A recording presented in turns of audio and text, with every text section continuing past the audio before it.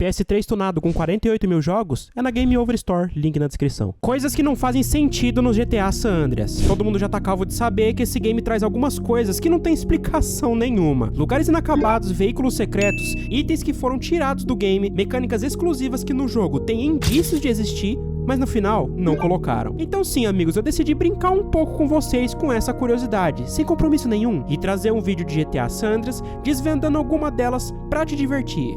Então deixa o like, ativa o sininho e vamos pro vídeo. Uma das coisas mais intrigantes no GTA San Andreas é a Cidade Fantasma, que ao contrário do que todo mundo pensa, dá pra você acessar esse lugar sem precisar de mod. Tá, mas peraí, mano, o que você tá falando? Cidade Fantasma? Sim, pessoal, olha só, todo mundo já tá careca de saber que no game existem lugares pré-renderizados no jogo que ficam em outro diretório do mapa, ou seja, outra dimensão.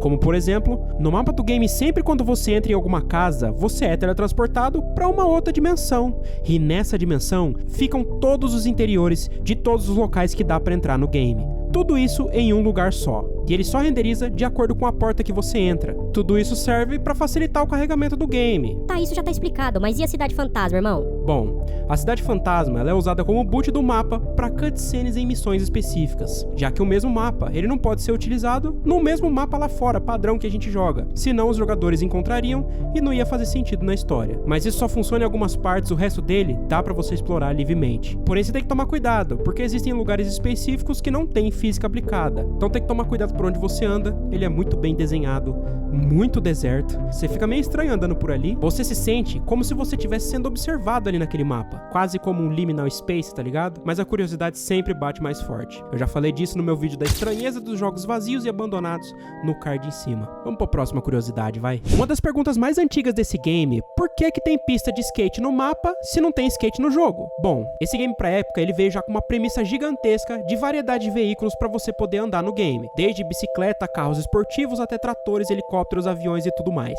Só que assim, colocaram no mapa do game terreno fixo e modelado com uma pista de skate, com piscina, Ralph e tudo mais. Mas não colocaram skate no jogo. Cara, como é que isso é possível? Será que eles esqueceram? Então eu fui pesquisar. A ideia de início do game era pra ter skate sim no jogo, tá? Tanto que existem vários vestígios como a própria pista de skate no game, beleza. E dentro dos arquivos do jogo também existe um skate 100% modelado. Ah, criativo, mas dá pra recuperar esse arquivo, né? Você sabe, né? Que nem aquele balde motorizado que tá esquecido nos arquivos do jogo. Sim, é verdade, tá aí uma coisa que também não faz sentido. O balde que anda que nem veículo, que tá esquecido dentro do game. Mas deixa ele pra lá, voltando. Nos arquivos do jogo, no script de programação, esse skate ele não foi modelado pra ser um veículo em si, e sim um item de inventário. Uma arma que ia ficar ali no canto do mapa pra você escolher, manja? Tu ia poder pegar em lugares específicos do mapa, quem sabe comprar. Beleza, mas a pergunta é... por que o skate foi removido da versão final do game? Bom, eu acho que a gente nunca vai saber. A teoria mais plausível é a limitação do console pra época. Assim, como eu já falei tudo isso no meu vídeo de jogos mais pesados do PlayStation 2, no card em cima. Lá eu contei que por conta das limitações da época, os desenvolvedores tinham que rachar a cabeça pra colocar os seus planos em prática no game e desenvolver alguma maneira dentro das condições do hardware pra colocar as ideias em prática. Mas fala se não seria da hora o CJ andando de Charlie Brown. Eu ia gostar muito. Bora pro próximo. Outra coisa que também não faz sentido nenhum é que quando você capota, vira o carro de ponta cabeça, ele começa a pegar fogo e explode do nada. Cara, isso daí no game não tem nada a ver. Afinal de contas, na mecânica, os motores de combustão funcionam sem problema nenhum de ponta cabeça. Seja ele pra qual lado for, se ele for injeção eletrônica. Cara, vamos dar um exemplo mais fácil aqui, como os aviões de acrobacia, que tem motor a pistão capaz de fazer voo invertido e fica ali suave de ponta cabeça. Logo então, a única coisa que você tem que tomar cuidado é com a força G pra você não desmaiar, mas aí já é um problema seu e não do avião. Se o carro vira de ponta cabeça, o máximo que vai acontecer com ele é ele engasgar e morrer, desligar sozinho.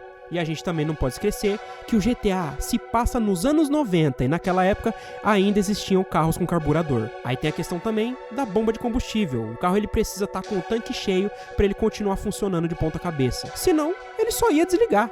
Parada básica de mecânica, meu, quem for mecânico de verdade, por favor, se eu estiver falando besteira, me corrija aqui nos comentários. Tá, mas no game então, por que o carro explode? Bom, aí a gente entra na questão do hardware mais uma vez. Se o carro ele fica ali de ponta cabeça, ele fica inutilizável, você não pode entrar nele de novo. Então, ele só vai ficar ocupando espaço na memória do game. Então já pega ele, já explode, já apaga, respawna outro e é isso aí. Mas isso é uma suposição muito vaga, pessoal. Quem tiver uma teoria melhor, por favor, comenta aqui embaixo. Vamos para a próxima curiosidade.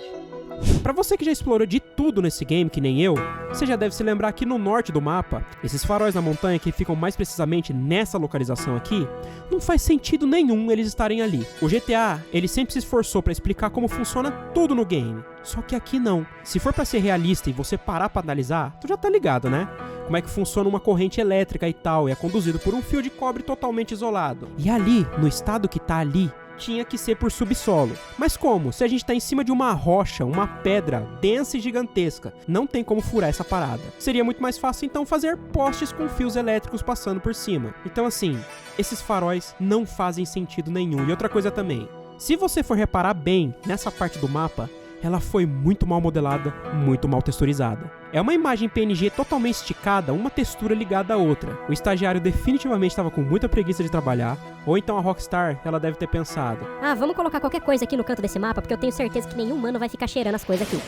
pensou muito errado, moço. A gente fuça tudo mesmo. Comenta aqui embaixo se você já veio aqui nesse lugar do mapa. Bora pro próximo.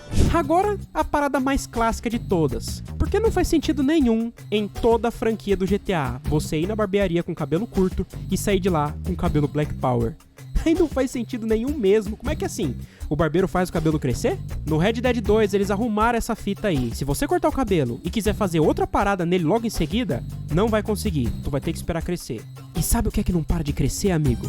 É a minha caixa de mensagem com um tanto de gente pedindo pelo PS3 tunado, irmão. Se você tá procurando um videogame custo-benefício com mais de 48 mil jogos de vários outros consoles rodando em um aparelho só, o PS3 tunado da Game Over Store tem tudo isso, irmão. São mais de 40 mil games, tudo em um só aparelho. Tu vai jogar os clássicos do PlayStation 1, Crash, Driver, Resident Evil, são mais de 1.500 jogos de Play 1 pra você poder jogar. Ele vem também com acervo do Play 2, Dragon Ball, Resident Evil 4, Medal of Honor, até mesmo San Andreas. São mais de 1.300 jogos de Play 2 e todos eles já estão no console. E digo mais, tu vai jogar muito desses games traduzidos e alguns até dublados. Tu já pensou? E pra você que curte games retrô, o console já vem com o aplicativo Retro Games da Game Over Store, que oferece mais de 30 mil jogos da época. E não precisa fazer nada não, mano, eles já estão lá. É só abrir o aplicativo, procurar o teu game e jogar. E falando de aplicativos, YouTube, Netflix e Amazon Prime e muitos outros. E além dele vir com jogos de PlayStation 3, amigo, tanto os exclusivos como os AAA. São mais de 5 mil, mano. Chega de gastar dinheiro com o jogo e clica no link da descrição, amigo. Fala que tu é parceiro da Creative Games, que os caras já te conhecem. GameOverStore.com.br. Pessoal, vídeo simples, só pro canal não ficar sem vídeo, só pra colocar um sorriso no teu rosto. O meu tempo ele anda muito curto ultimamente. Eu sei que eu tô deixando a desejar no canal, mas acreditem, eu tô trabalhando em algo aqui no YouTube que daqui a alguns meses talvez seja a minha próxima fase nessa plataforma. E quem gosta da Creative Games, do conteúdo que eu trago aqui, com certeza vai amar esse novo projeto. Comenta aqui embaixo o que pra você não faz sentido nenhum no GTA San Andreas, se faltou alguma coisa que eu esqueci, que se tiver bastante comentário, quem sabe eu não faço um próximo vídeo de GTA San Andreas com o seu próprio comentário, nunca se sabe, né? Pessoal, eu vou ficando por aqui, um abraço, fiquem com Deus e tamo junto.